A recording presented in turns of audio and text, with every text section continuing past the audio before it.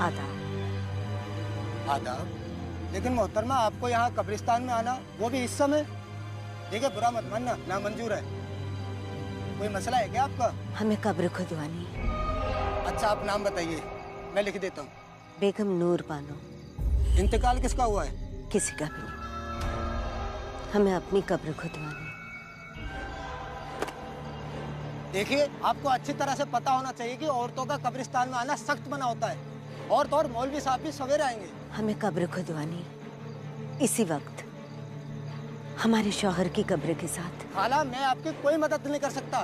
कल सवेरे आ जाना, मौलवी साहब आ जाएंगे, उनसे आप दरख्वास्त कर देना। हमें सब कुछ अभी चाहिए, हमें अपने शौहर के पास जाना है। जाइए यहाँ से। अरे जाओ।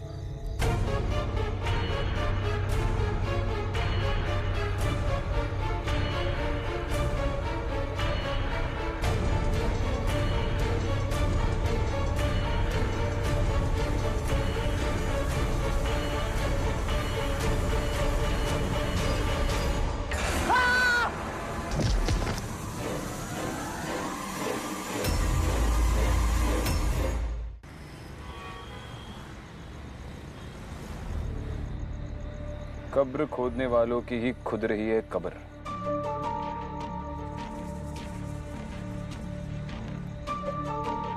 कब्रिस्तान में कब्र खोदने वाले को कोई क्यों मारेगा, वो भी इतनी बेरहमी से। तुमने गौर किया?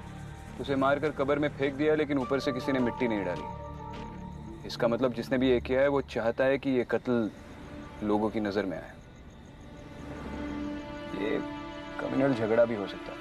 सुरेश सर भी कह रहे थे उस कम्युनिटी के लोग काफी घबराए हुए।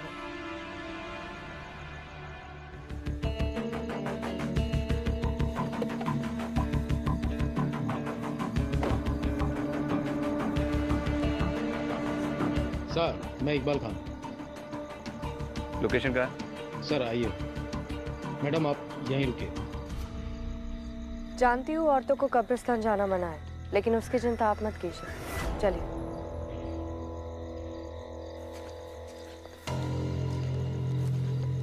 सर यही जगह है।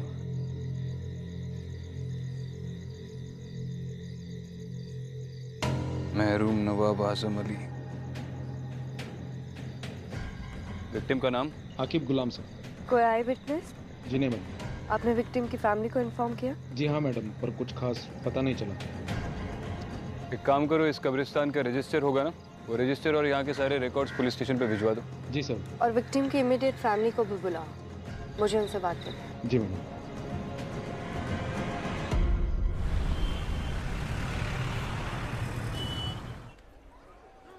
माफ कीजिए, आपसे कुछ सवाल पूछने थे, इसीलिए अभी आपको तकलीफ दी।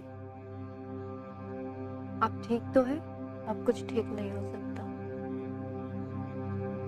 एक बेटी है हमारी, हर वक्त पूछती रहती है अब्बू कहाँ है, अब्बू कब आएंगे। मना किया था आपने, कब्रिस्तान का काम मत करो, कोई और नौकरी भी तो ढूंढ सकते हो। कहते थे खुदा का दिया हुआ काम है, ठुकराते नहीं। आकिब ने कब्रिस्तान की नौकरी कब से शुरू की थी? 3-4 हफ्ते पहले। और इन 3-4 हफ्तों के दौरान आपकी उससे कितनी बार बात हुई होगी? 1-2 बार बात हुई थी, पूछने पे बोलते थे सब सलामत, पर नहीं। हम जानते, उनकी आवाज में एक अजीब सी घबराहट थी। सब कहते हैं उस कब्रिस्तान में शैतान का साया। ये सब उसी का किया हुआ है। ठीक है, आप जा सकती हैं। अगर दोबारा जरूरत पड़ी तो बुलाएगी।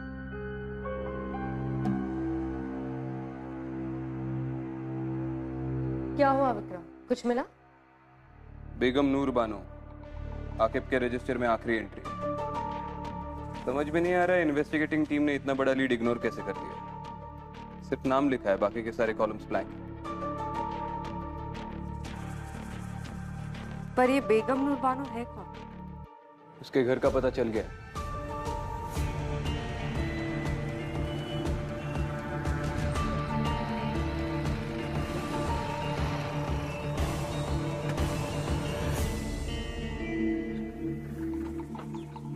रुको यहीं पे।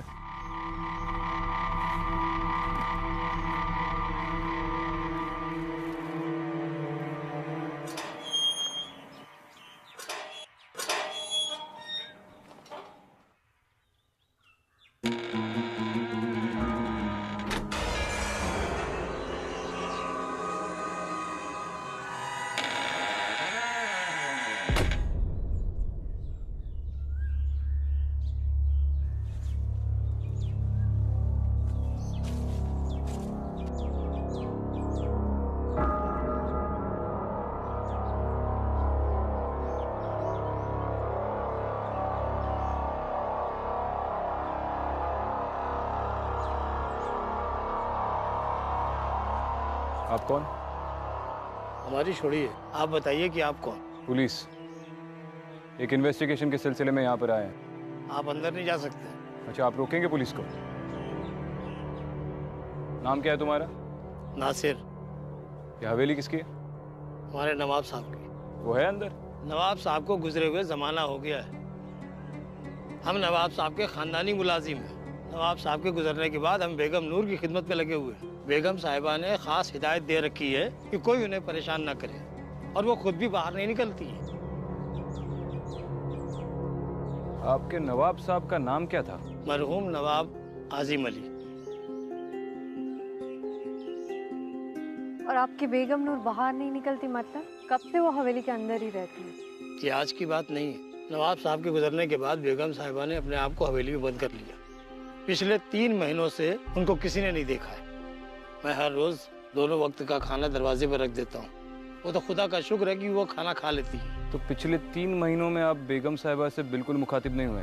बेगम साहिबा की आदत थी, वो इससे पहले भी 3-4 बार ऐसा कर चुकी है। वो अपने आप को कमरे में बंद कर लिया करती थी। शुरू में तो हमको भी बड़ा अजीब सा लगता था। डर लगता था कहीं बेगम साहिबा को कुछ हो ना गया हो। और हमें उनसे मिलना हो तो? मैंने कहा ना साहब, उनसे कोई नहीं मिल सकता। यही बेगम साहिबा का फरमान है।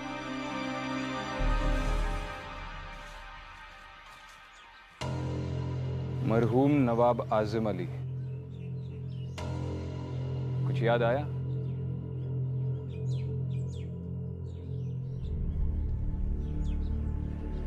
इस इमारत के हश्र को देखकर समझ में आता है इसकी नींव कितनी मजबूत होगी।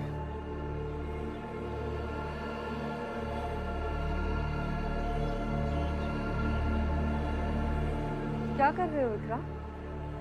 भूख लगी है?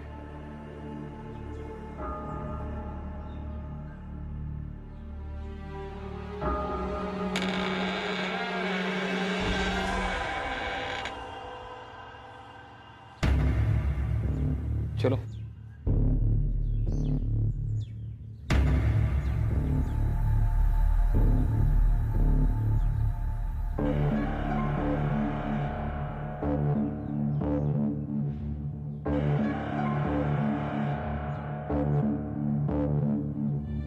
बहुत बड़ी हवेली है, एक जमाने में काफी शानदार रही होगी।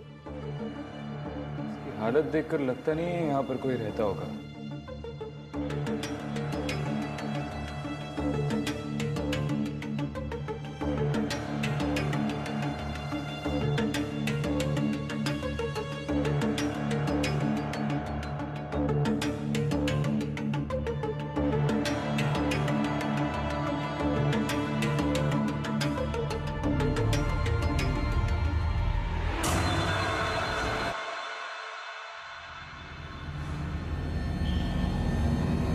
विक्रांत विक्रांत,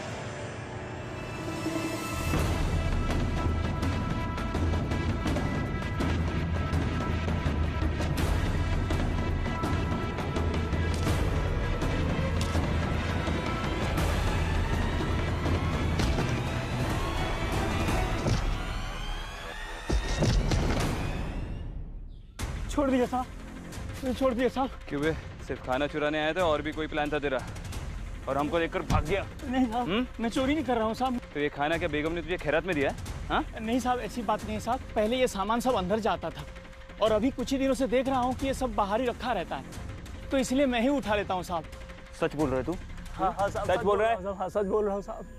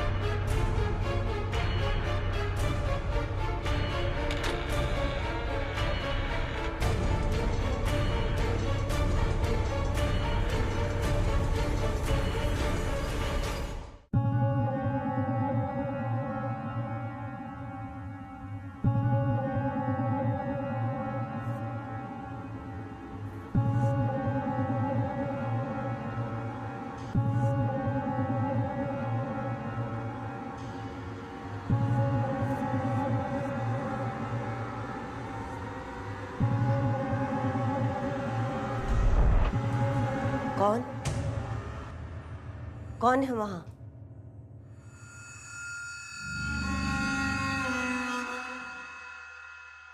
तुम अंदर कैसे आई?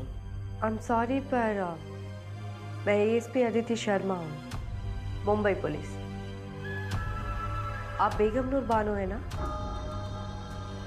आपसे कुछ बात करनी है। किसी के घर में बगैर इजाजत के चोरों की तरह कैसे चले आए? हमारे कमरे में आने की जरूरत कैसे की? देखिए, मैं सिर्फ अपना काम कर रही हूँ। नासिर, मैम, मुझे आपसे एक मर्डर के सिलसिले में कुछ बात करनी है।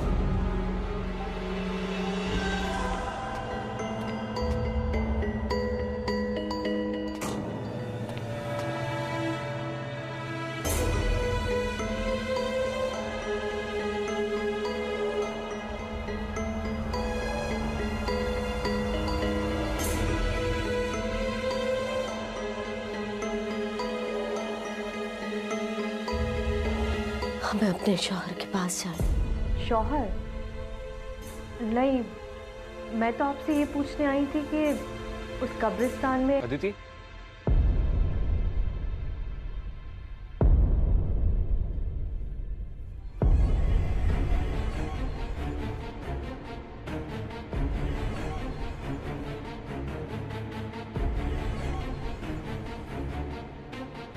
चलो।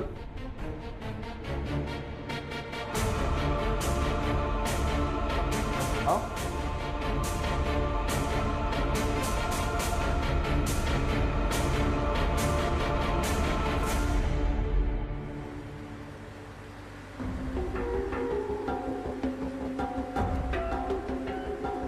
तुम ठीक हो?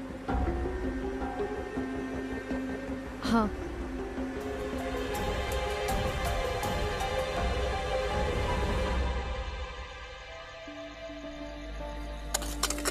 क्या जिंदगी है यार, रोज रोज एक ही काम। इससे अच्छा तो मैं मर जाऊं।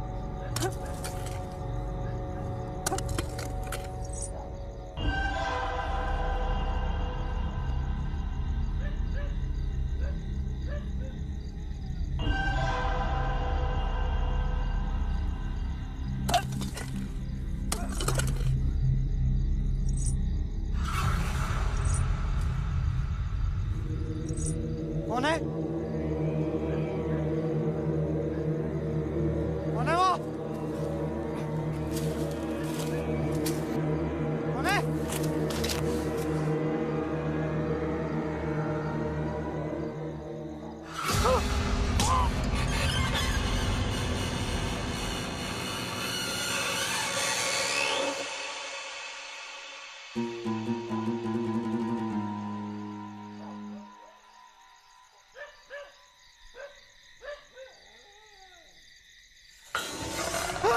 मुझे माफ कर दो, मुझे माफ कर दो। हमें अपने शौहर के पास जाना।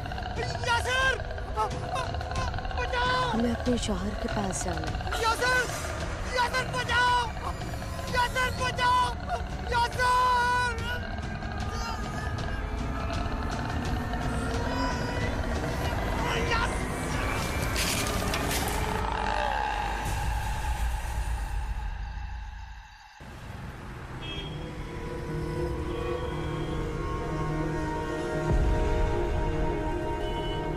इतने लोग कब्रिस्तान में मारे जा रहे हैं सर।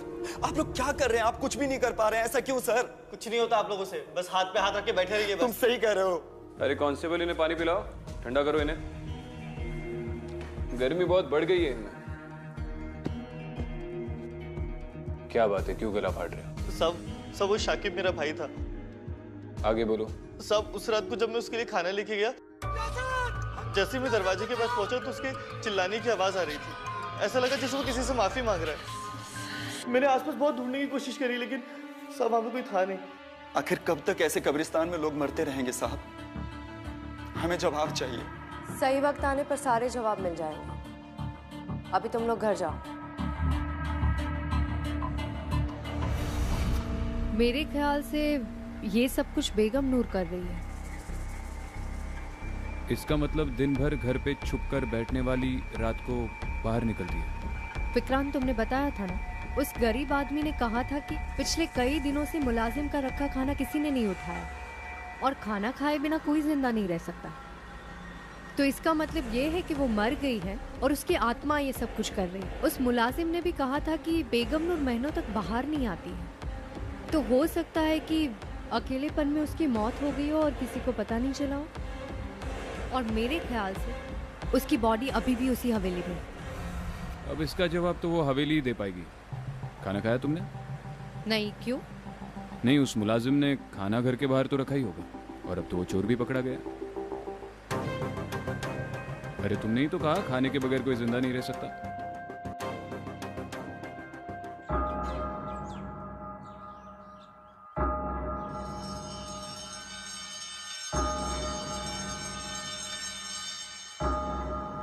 आइडियली इंसान की लाश 4 दिन के बाद सड़ना शुरू हो जाती है, लेकिन ताज्जुब की बात यह है कि इस हवेली में बदबू बिल्कुल नहीं आ रही। अगर उसकी लाश पिछले 3 महीनों से यहाँ पर पड़ी हुई है तो बदबू जरूर आती है। कोना कोना छान मारो and Aditi look for a stench.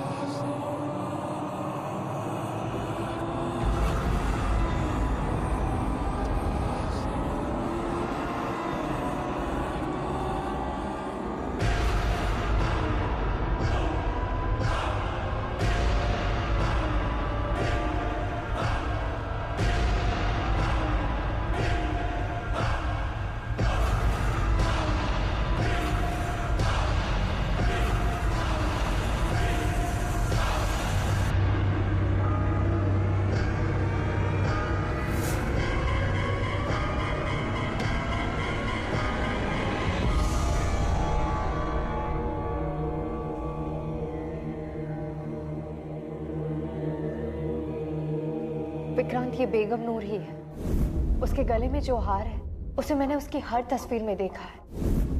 उस दिन वो मुझसे अपने शौहर के बारे में कुछ पूछ रही थी। हमें अपने शौहर के पास जाना है।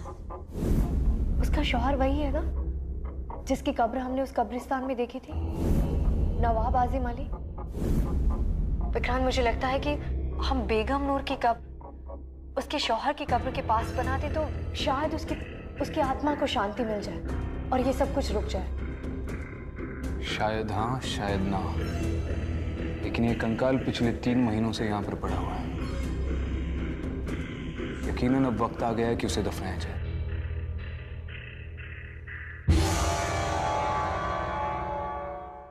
चलो, खुदा का लाख लाख शुक्र है कि अब अपने सर से मुसीबत हमेशा के लिए टल गई।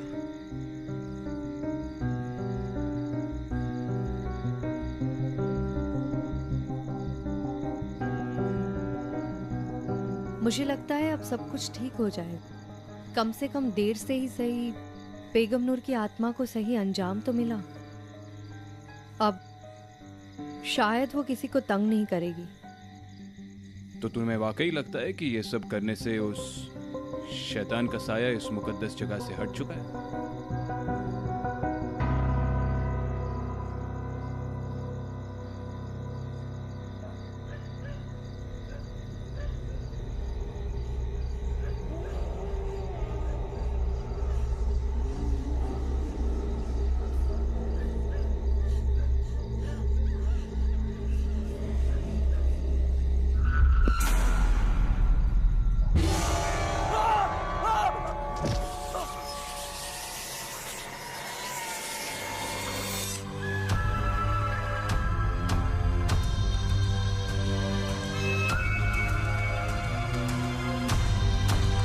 हमें अपने शौहर के पास जाना है। बेगम नूर बानो, नवाब आजिम अली, क्या लाइफ रही होगी इनकी एक जमाने में। मुझे तो दिलचस्पी इस बात की है कि अब इतनी बड़ी प्रॉपर्टी का क्या होगा। अब ना तो नवाब रहे ना ही बेगम साहिबा।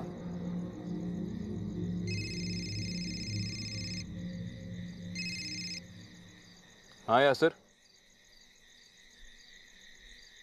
क्या? अच्छा ठीक है, बाद में बात करता हूँ। क्या हुआ? कब्रिस्तान के केयरटेकर पर फिर से किसी ने अटैक किया। मुझे पता था ये इस केस का अंत नहीं हो सकता। क्या मतलब है? तुम्हें ऐसा क्यों लग रहा है? केयरटेकर का कहना है कि जिस औरत ने उस पर अटैक किया वो भी बार बार वही कह रही थी। हमें अपने शौहर के पास जाना है।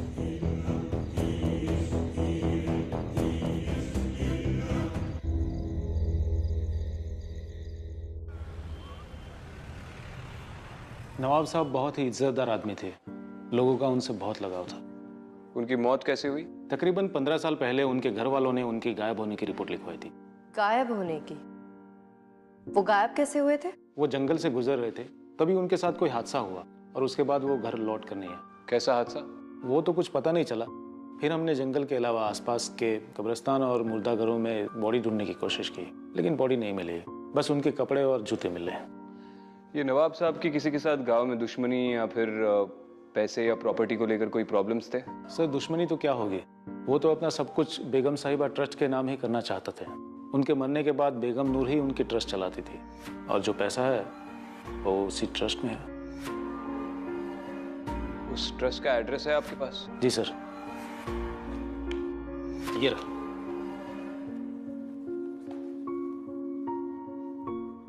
ओल्ड भोपाल।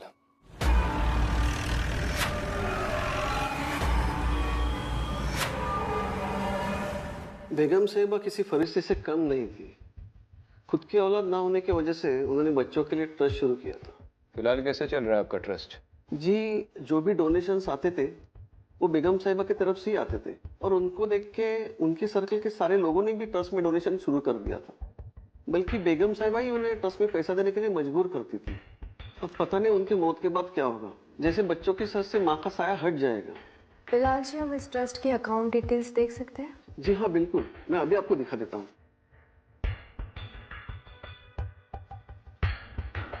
जी देखिए,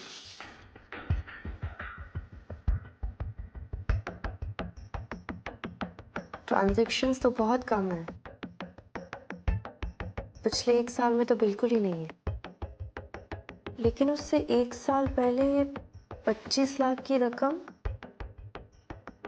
और 10 लाख रुपए और किसी ने विड्रॉ किए हैं।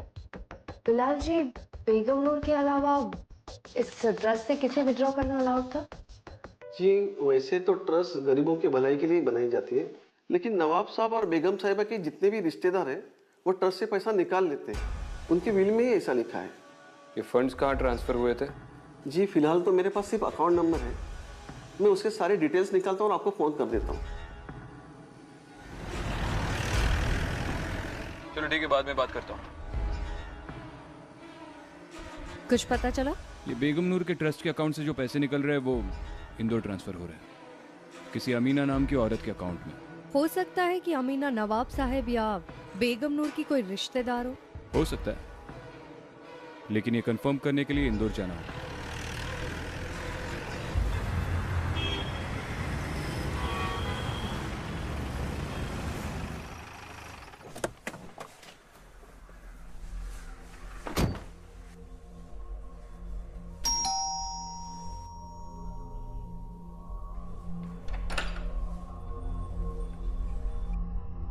जी बोलिए, आप कौन? आप अमीना? जी आप? मुंबई पुलिस, आपसे कुछ बात करनी है, अंदर आ सकते हैं? हम आपसे एक केस के सिलसिले में बात करने आए हैं। हाँ पूछिए, क्या पूछना है आपको? आप बेगम नूर बानो को जानती है? हाँ, नाम सुना है उनका। अच्छा, तो उनके ट्रस्ट से पहले 25 लाख और फिर 10 लाख, टोटल मिला के 35 लाख आपके अकाउंट में कैसे जमा हुए? अच्छा ठीक है, आप उनके शौहर नवाब आजिम अली को तो जानती होंगी? हाँ जानते हैं, वो मेरे अब्बू के काफी अच्छे दोस्त थे, हमारे घर काफी आया करते थे। कमाल है, तो फिर आप उनकी बीवी को नहीं जानती? दरअसल बात यह है कि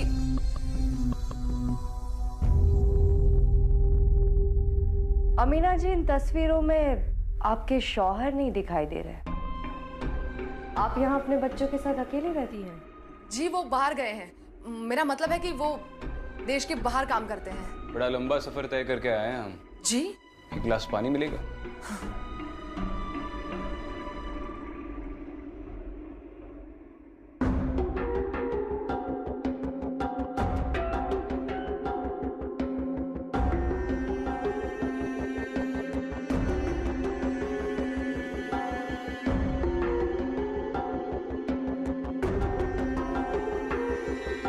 शुक्रिया। आपके शौहर का नाम क्या बताया आपने? जी आजिम शेख। उनकी कोई तस्वीर देख सकती हूँ मैं? आपके मोबाइल में तो होगी। हाँ।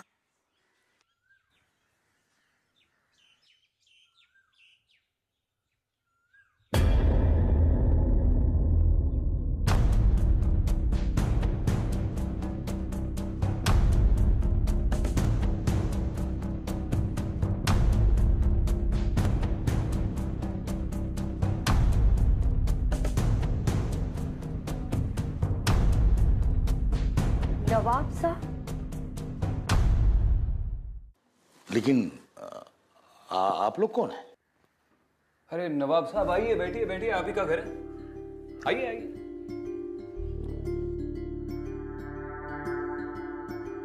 विक्रांत सिंघल, मुंबई पुलिस। अमीना जी, आपने बताया नहीं कि आपने अपने अब्बू के दोस्त के साथ शादी कर ली।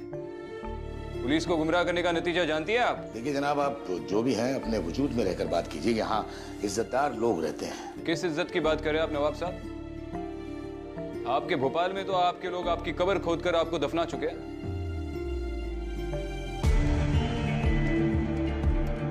नवाब साहब, आपकी पहली बीवी बेगम नूर बानो आपको 15 साल से ढूंढ रही है और आप यहाँ पर? शर्म नहीं आती आपको? जरा सी भी इंसानियत नहीं है? मोहतरमा, दायरे में रहकर बात कीजिए। हम अगर अपनी पुश्तैनी हवेली छोड़कर यहाँ रह रहे हैं तो उसके पीछे कोई वजह है। वो बांझ थी, आप उन्हें सच क्यों नहीं बता देते? बेगम आप चुप रहिए। माना कि नूर हमारी बेगम थी, लेकिन वो हमें कभी औलाद ना दे सकी। हम हमेशा उनकी औलाद से महरूम रहे। शायद इसी गम में वो पगला गई। हमने सोचा धीरे धीरे सब ठीक हो जाएगा, लेकिन नहीं हो सका। जब पानी हद से गुजर गया, जब बात हद से बढ़ गई, तब हमने यह रास्ता अख्तियार किया। माना कि वो हमें कभी तकलीफ नहीं देती, ना हम उन्हें कभी तलाक देते, ना वो हमसे कभी तलाक मांगती।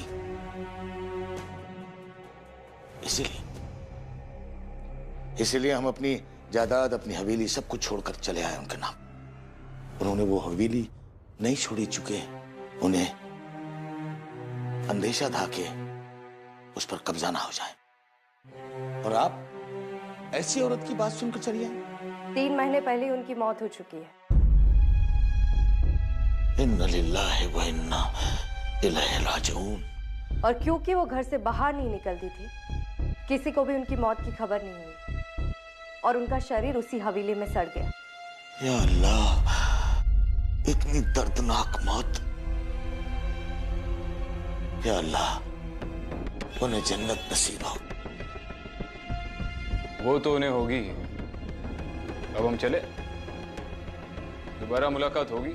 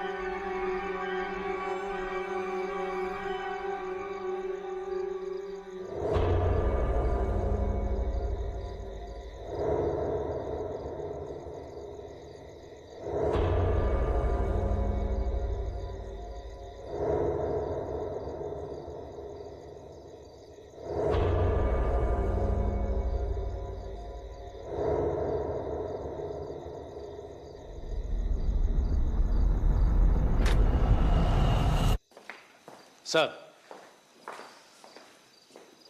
अभी अभी खबर आई है नवाब साहब भोपाल लौट आए हैं। उन्हें हवेली की ओर जाते हुए देखा गया सर।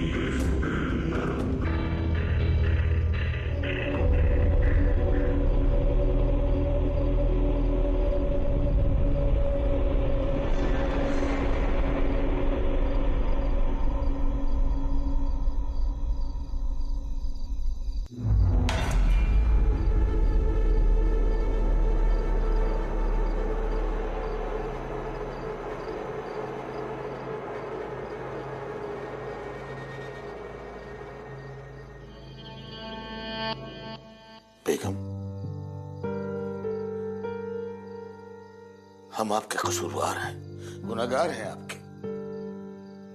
बहुधा हमारा मकसद आपको तकलीफ देना नहीं था, लेकिन क्या करते, थक गए थे। हमने आपके साथ बहुत बुरा किया, हमें माफ कर दीजिएगा, माफ कर दीजिएगा।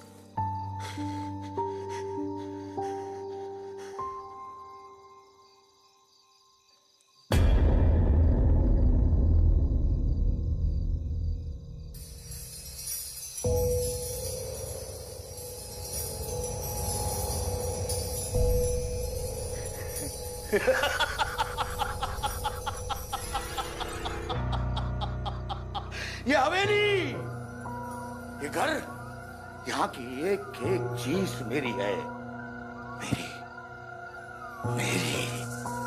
अजीब बेवकूफ औरत थी तुम, खुद को 15 साल इस हवेली में बंद रखा। अच्छा हुआ कि हमने तुम्हें छोड़ दिया, वरना तुम तो हमें भी अपने साथ पागल कर देती।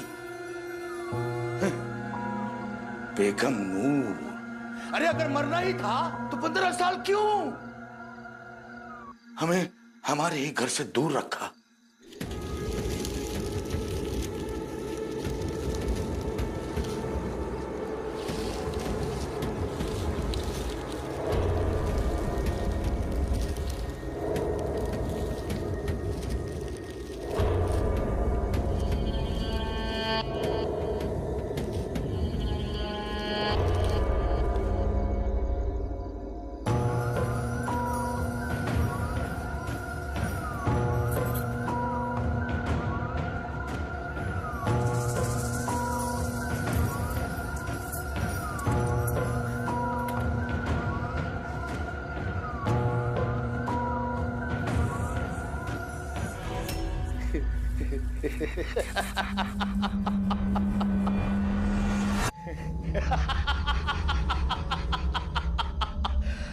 शुक्रिया बेगम, शुक्रिया।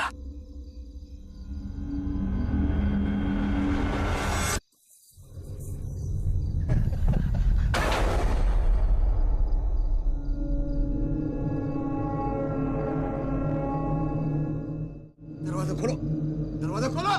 नासिर, कहाँ जा रहे हैं आप?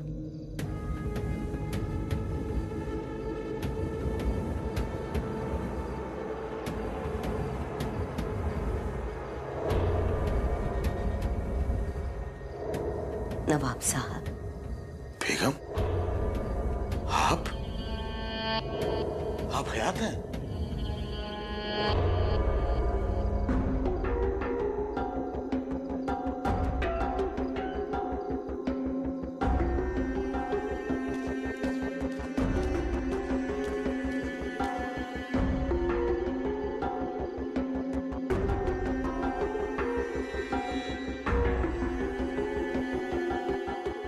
साल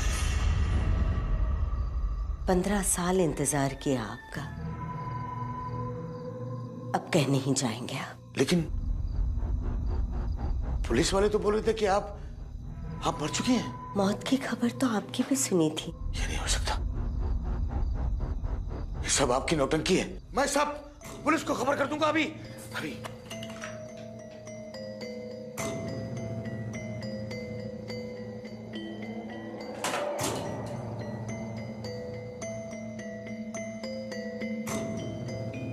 बेगम, हमें माफ कर दीजिए, हम आपको तकलीफ देना नहीं चाहते थे, हम आपके गुनहगार हैं। बहुत इंतजार करवाया आपने, अब कहीं नहीं जाने दूंगी।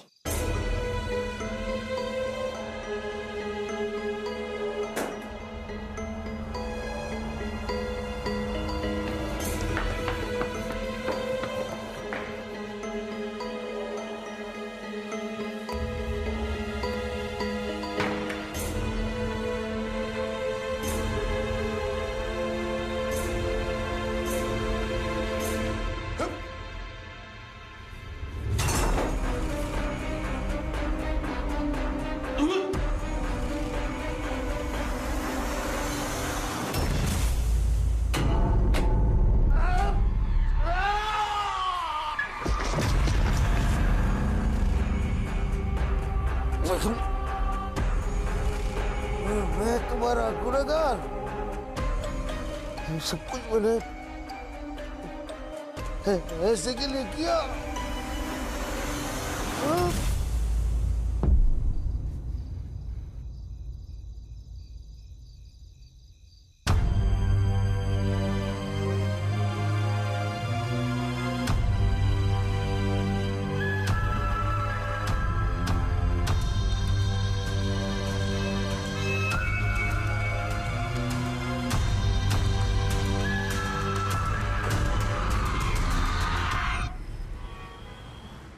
तुम्हारी अमीना से बात हुई?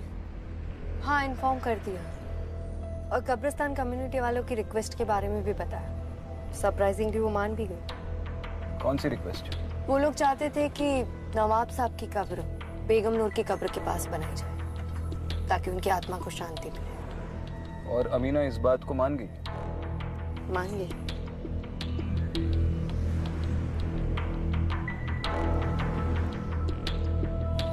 क्या सोच रही हो? यही कि नवाब साहब का सच जानने के बाद मुझे नहीं लगता है कि बेगम नूर उनकी कब्र के पास रहना चाहती है। तुम्हारा ये बेगम नूर के साथ का रिश्ता मुझे ठीक नहीं लग रहा है। क्या मतलब? तुम इंसानों के साथ रिश्ता क्यों नहीं रखती?